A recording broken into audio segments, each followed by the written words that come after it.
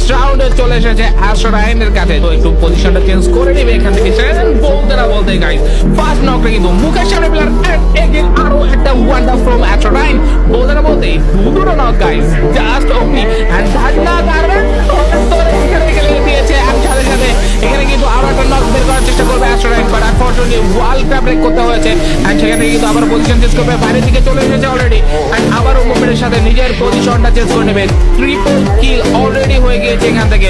সেখান থেকে দেখতে আবারও মুখের সামনে প্লেয়ার ওয়ান টাপের চেষ্টা, বাট আনফরচুনেটলি আরে প্লেয়ার করছিল কি ওখানে লুটে বসে গেছে যেখানে আরে ভাই অ্যাস্ট্রাইন জাস্ট ওয়াও পেটা কিল এন্ড লাস্ট শট আরো একটা গাইড হয়েছে and last one shot just দেরি হয়েছে অ্যাস্ট্রাইনের 1 vs 1 সিচুয়েশন ফর অ্যাস্ট্রাইন। কোয়ার্টার কিল এখানে আমরা দেখতে পারবো অ্যাস্ট্রাইনের কাছ থেকে। কেউ এখন পর্যন্ত মনে হচ্ছে ভালোভাবে শুটটা পর্যন্ত কানেক্ট করতে পারেনি। সেকেন্ড রাউন্ডও হয়তো বা চলে আসবে অ্যাস্ট্রাইনের কাছে।